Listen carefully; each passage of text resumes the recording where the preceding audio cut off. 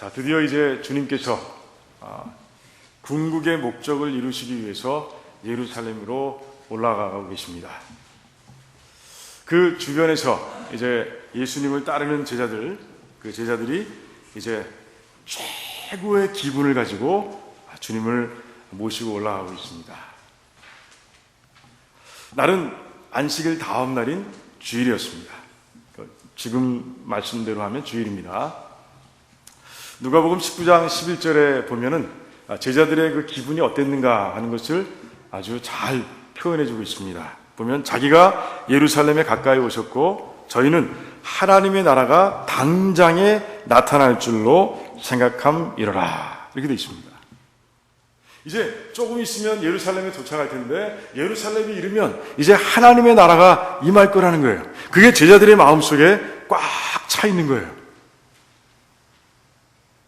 그러니 기쁘지 않겠어요?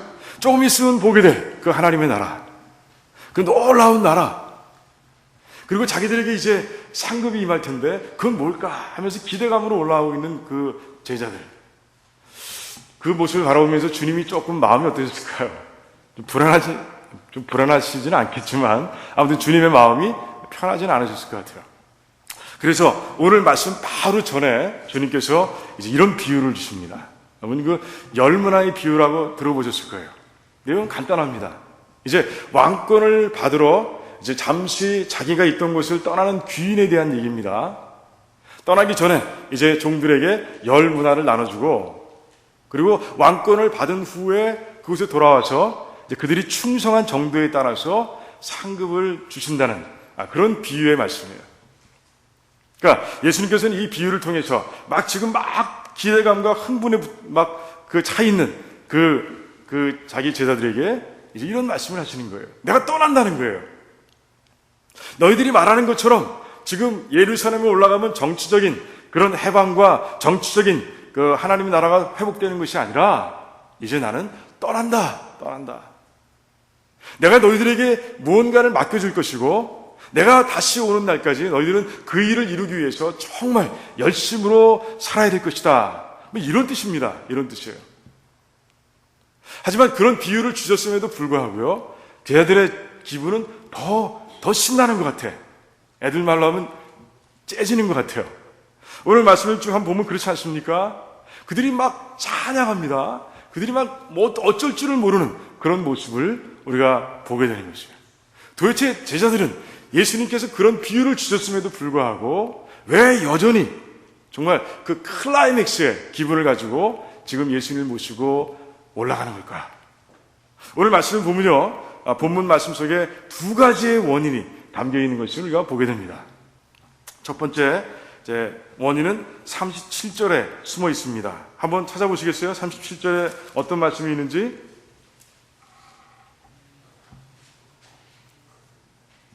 제자의 온 무리가 자기의 본바 모든 능한 일을 인하여, 이렇게 되어 있습니다. 이미 능한 일, 예수님께서 이루신 그 능력의 사건들을 그들이 보았다는 것이에요. 그들이 보았습니까? 보았어요. 예수님께서 첫 번째로 일으키신 기적이 뭡니까? 예, 맞습니다. 물을 포도주로 만드는 그런 기적의 사건이었습니다. 그것부터 시작해서 어린아이 도시락 하나를 가지고 5천 명이 넘는 사람들을 먹이는 그런 기적의 현장에도 그들이 있었고요. 모든 병자들, 어떤 병자가 오든 예수님께서 말씀 한마디로 고치시는 모습도 그들은 보았습니다. 심지어 죽은 지 나흘이 지났습니다. 4일이 지났어요. 4일이 지나 썩었을 그런 가능성도 있는 그런 시체를 이제 이름을 불러서 세우시고 살리시는 모습까지도 제자들은 본 거예요. 3년을 다니면서 정말 이분이 왕이시라, 이분이 메시아라고 그렇게 분명하게 증거하고 있는 그 표지판들, 요한은 표적이라고 얘기합니다. 그 수많은 표적들을 그들의 눈으로 본 것이에요.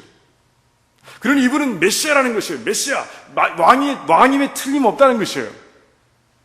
그러니 비유를 듣는데 어떻습니까? 우리가 누군가의 말을 들을 때 내가 듣고 싶은 말만 들을 때가 많잖아요. 그렇죠? 내게 이해되는 말만 들을 때가 많습니다. 베드로도 그랬어요. 예수님께서 순환을 얘기하고 부활을 말씀하셨지만 부활에 이기지 못합니다. 예수님께서 순환 당하신다는 그 얘기만 듣고 이런 일이 절대 있어서는 안 됩니다라고 주님을 꾸짖었던 모습을 우리는 잘 압니다. 왜? 부활은 이해할 수 없는 거예요. 자, 오늘도 지금 예수 그리스도께서 왕이시고 메시아인 것을 분명히 아는 우리 제자들은요, 이제 귀인의 비유를 들으면서 왕권을 가지고 떠나는 귀인의 모습은 들어오질 않는 거예요. 이미 왕이신데 그런 가운데 이제 왕권을 가지고 돌아와서 이제 자기 나라에 돌아와서 이제 종들에게 그 고을을 나눠주는 그런 그 귀인의 모습만 그들의 머릿속에 박히는 거예요. 그게 사람들이에요. 그러니 자, 어떤 일이 일어날까? 이제 왕권을 가지고 이제 예루살렘으로 올라가시는 예수님, 이제 조금 있으면 그 종들에게 이제 상급을 나눠주실 텐데 나는 어떤 상급을 얻을까? 그 왕권을 회복해 가시는 모습은 어떤 모습일까? 정말 우리는 작은 기적들을 보았는데 이 로마를 전체를 회복하시기 위해서는 더 엄청난 기적을 일으키셔야 할 텐데 어떤 일이 일어날까? 과연 어떤 일이 일어날까? 그런 가운데 지금 큰 기대감, 큰 기쁨을 가지고 지금 이들이 올라가고 있는 것이에요.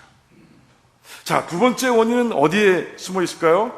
글 전체에 있습니다. 앞부분에 있습니다. 그 일어난 사건에 의해서 그들은 지금 기뻐하고 있는 것이에요.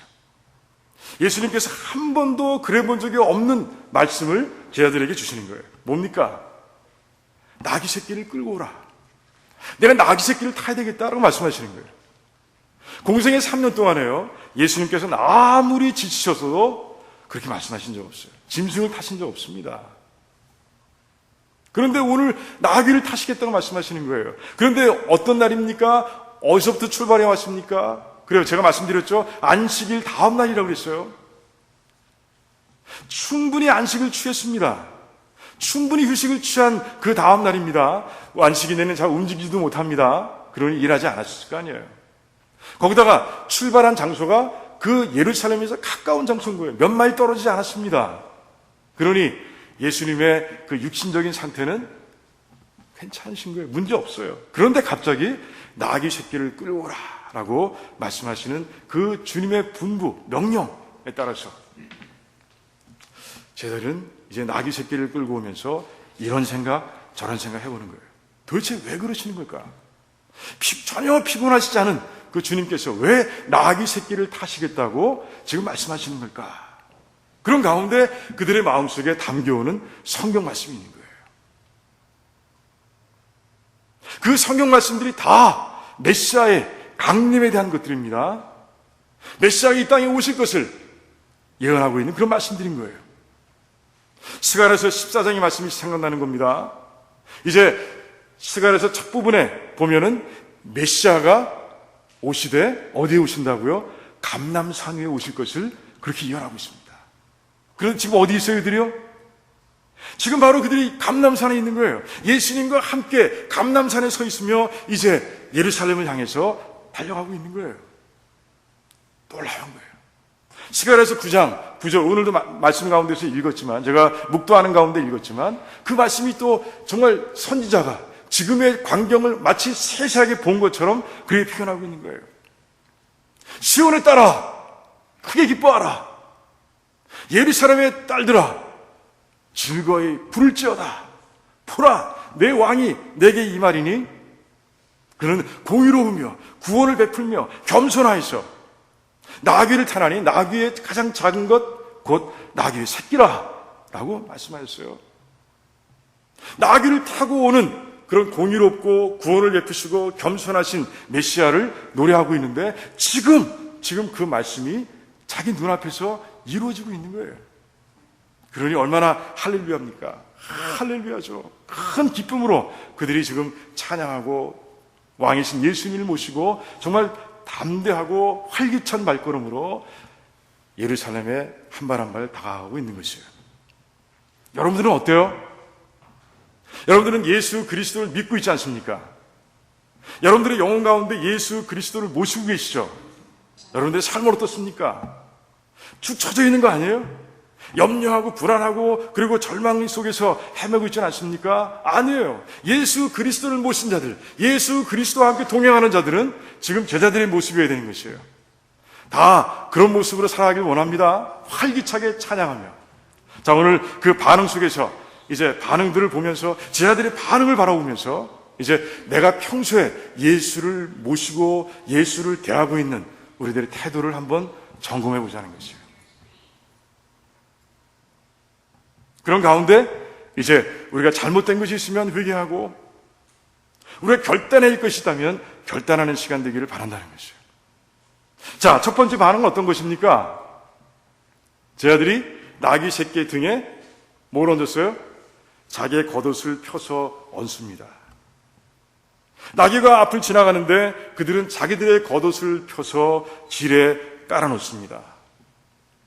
지금 왕이 지나갈 레드 카펫 퍼레이드를 그들이 지금 하고 있는 것이에요.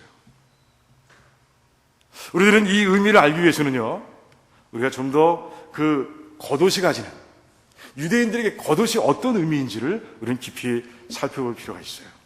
어떤 가치가 있는 걸까? 여러분, 예수님께서 마태복음 24장에서요, 이제 마지막 때의 심판의 징조와 그리고 환란에 대해서 말씀하십니다. 그 말씀하시는 중에 이런 말씀을 하세요. 밭에서 일하고 있는 자들이 있느냐? 겉옷을 가지러 뒤로 돌이키지 말라. 이렇게 말씀하세요. 여러분들, 만약에 집에 불이 나거나 그리고 막 홍수가 나서 물이 들이닥치면 집에서 뭘 가지고 나오겠어요? 가장 중요한 것들을 가지고 나올 거 아니겠습니까? 뭐 땅 문서라든가 아니면 롤렉스 시계라든가 다이몬드 반지라든가 이런 것들 가지고 나올 거 아니에요. 가장 귀하다고 생각하는 것들을 잽싸게 챙겨서 나올 거 아니겠어요? 주님은 그 말씀을 하시는 거예요. 유대인들이요, 정말 어려운 일이 닥칠 때 가장 먼저 찾는 것이 겉옷이라는 거예요. 그러니까 그 정도로 중요한 것이에요. 자, 그 중요한 것을 예수님께서 앉는 그 나귀의 등에, 그리고 예수님께서 탄 나귀가 밟고 갈 그 길에 깔아놓는다. 이것은 무슨 뜻입니까? 주님은 왕이십니다. 나에게 가장 소중한 것도 주님께는 아낌없이 드릴 수 있습니다. 라고 고백하는 것이에요. 주님, 이 우주에서 가장 소중하신 분은 예수님 뿐이십니다. 라고 제자들은 지금 고백하고 있는 겁니다. 여러분들은 어떠세요? 평소에 예수님을 대하시는 마음이 그렇습니까? 가장 소중한 분이 예수님이십니다. 그 위에 아무것도 없습니다. 나는 예수님께서 뜻하시면, 원하시면 내가 가진 무엇이라도, 내 생명이라도, 내 자녀라도, 내가 가진 어떤 재산의 일부라도 주님께 드릴 수 있습니다. 라고 고백하며 살아가시냐는 거예요. 그럽니까?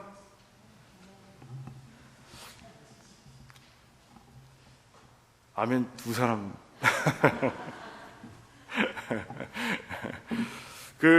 존 스타트라는 그 목사님이자 신학 박사이신 분이 계세요. 그는 하나님께 불림받기 1년 전, 2010년에 The Radical Disciple, 한국말로는 밋밋하게 번역되어 있더라고요. 제자도라는 그런 책을 써서 이제 발표합니다. 이제 내 독자들에게 드리는 마지막 고별 메시지입니다라고 책 서문에 씁니다. 88세예요. 대단하죠? 근데 그 유언과 같은 그 책 속에서 단 램이라는 한 사람을 소개하고 있습니다. 정말 88년 동안 신앙생활 하면서 정말 수없이 많은 사람들을 만났을 거 아니에요? 그런데 단 램이라는 인물을 소개하는 것을 제가 보면서 참 굉장히 중요한 인물인가 보다 라고 읽어봤습니다. 근데 그 목사님께 굉장히 큰 감동을 준 삶이었던 게 틀림없더라고요. 나는 홍콩 사람입니다. 기독교 가정에서 태어났고요. 어릴 때 아버지를 잃고요. 홀어머니 밑에서 자라난 그런 사람이었어요. 어렸을 때 어머님이 이제 헌금을 주시고 교회라 가라 그러면 그 헌금 가지고 달랑 나가서 친구들하고 뭐 사 먹고 신나게 놀다가 교회는 안 가고 밤늦게 집으로 돌아오는 한마디로 불량아, 문제아였습니다. 그런데 사춘기 때 죽을 뻔합니다. 큰 병에 걸려서 죽을 뻔하고요. 그런데 하나님의 은혜 가운데서 그가 이제 치유받고 그때 이제 하나님께 모든 것을 다 헌신하겠다는 결단의 기도를 드립니다. 열심히 공부했고요. 그리고 세계에서 굴지의 기업이라고 하는 그 벡텔사, 여러분 아시죠? 벡텔사를 그게 취업을 하고 열심히 또 일하는 가운데 수백 명을 밑에 거느린 중역의 자리에 오릅니다. 그런데 어느 날 1981년 그는 사표를 던집니다.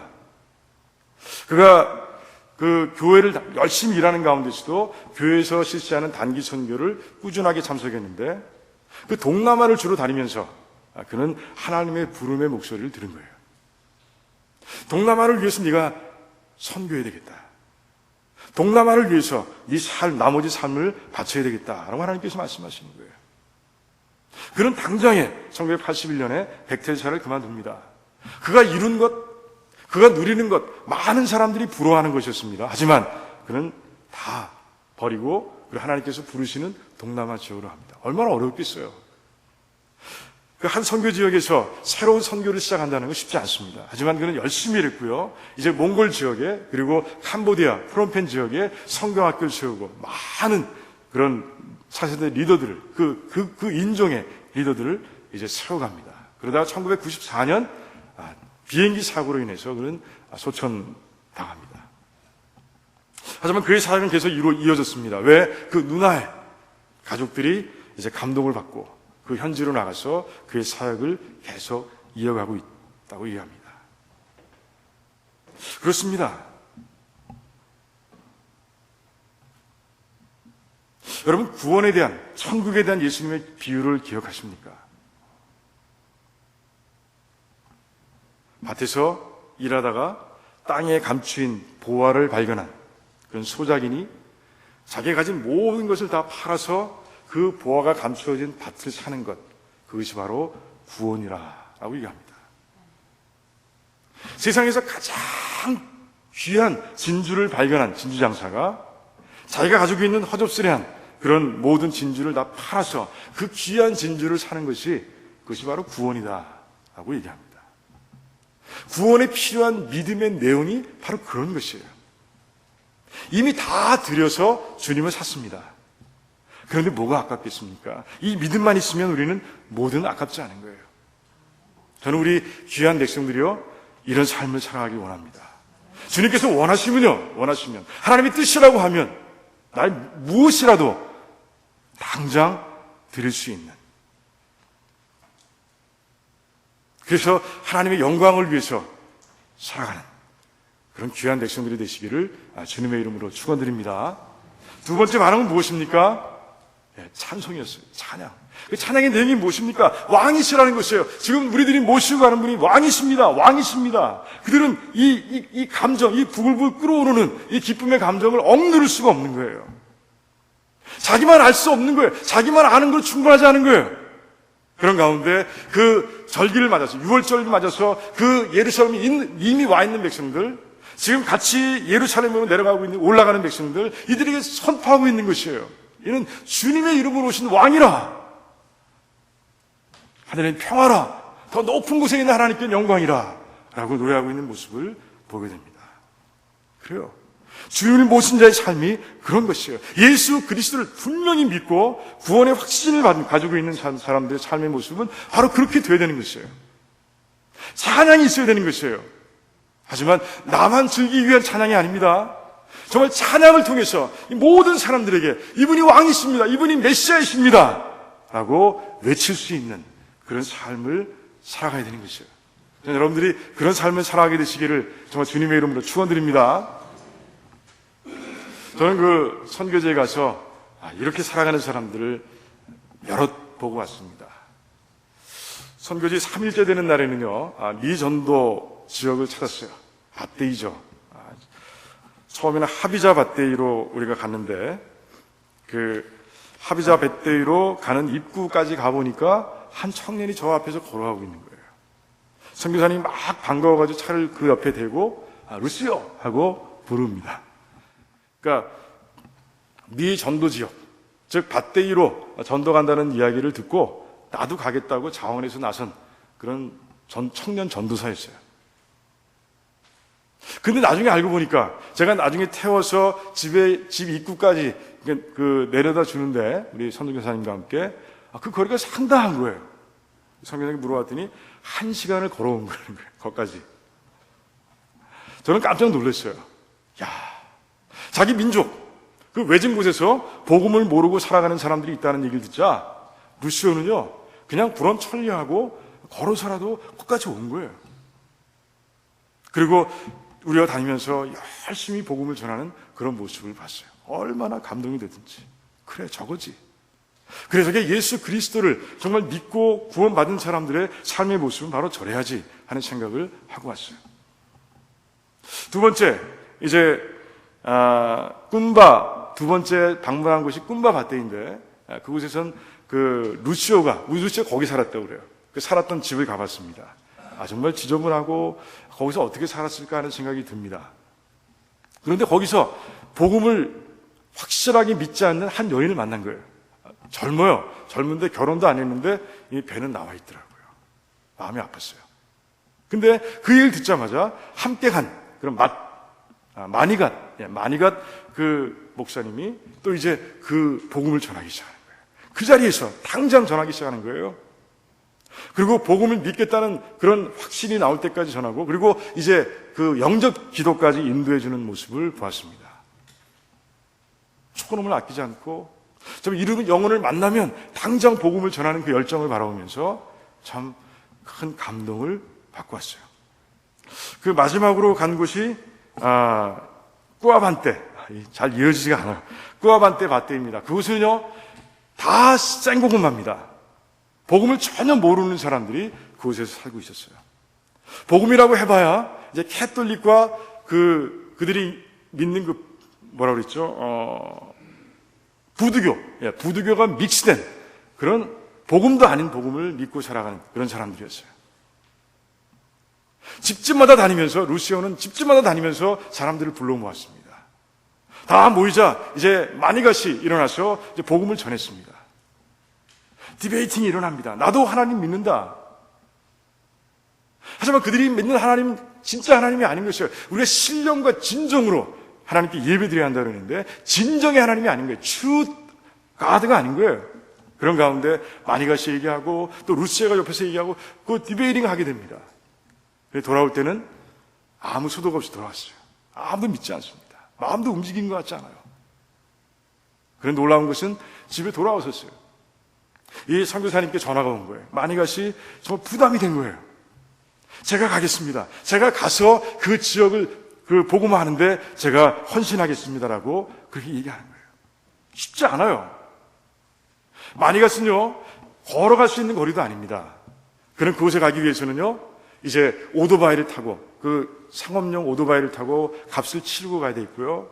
또 입구에 내려서는 또 한 30분 정도, 차로 10분 걸리니까 30분 이상을 걸어가야 되는 그런 곳이었어요. 그런데 헌신하겠다는 거예요. 참 너무 감동됐어요. 그냥 상황은 보지 않고요. 그저 그곳에 이런 영혼들이 있다. 그곳에 내 민족이 외진 곳에서 주님도 모르고 죽어가고 있다는 그 생각 때문에 마니갓은 견딜 수가 없었던 거예요. 그런 가운데 그 저녁 선교사님께 전화해서 내가 헌신하겠습니다 라고 얘기하는 것이에요. 얼마나 감동되는지 몰라요. 그렇습니다. 예수님을 진정으로 영접한 자는 예수님이 구주시라는 사실을 세상 가운데 선포해야 되는 거예요. 제 아들이 억지로 하고 있습니까? 예수님과 함께 예루살렘으로 올라오고 있는 제자들이 정말 억지로, 의무적으로 그렇게 예수님을 찬양하고 있습니까? 그렇지 않아요. 이 끓어오르는, 참을 수 없는, 이 북받쳐서 그 기쁨을 가지고 이제 예수님은 왕이시라, 예수님은 메시아시라 라고 선포하고 있는 거예요. 저는 우리 두란노 성도님들이 그렇게 되길 원해요. 그렇게 되셔야 돼요. 그게 바로 믿는 자의 삶의 모습이라는 것이에요. 그래요. 어떤 사람들은 좀 이 제자들처럼 막 외치는 사람도 있을 겁니다. 어떤 사람들은 자기의 성격 때문에 조곤조곤 다가가서 얘기하는 것도 있을 겁니다. 그것도 끌어넘치는 기쁨에서 나오는 찬양이에요. 어떤 모습이든 그분의 성격에 따라서 어떤 모습으로 전도하든 우리 속에 있는 소망을 묻는 자들에게 대답할 것을 항상 예비하고 온유와 두려움으로 전할 수 있는 그런 사람들이 되어야 되는 것이에요. 우리 드러난너의 성도님들이 다 그런 모습이 되기를 원합니다. 그래서 휘어져 수수대가 된 밭에서 열심히 일하는 가운데 많은 잃어버린 영혼들을 거두어서 우리 하나님께 드리고 영광을 돌리는 여러분들이 되시기를 주님의 이름으로 축원드립니다. 기도하겠습니다.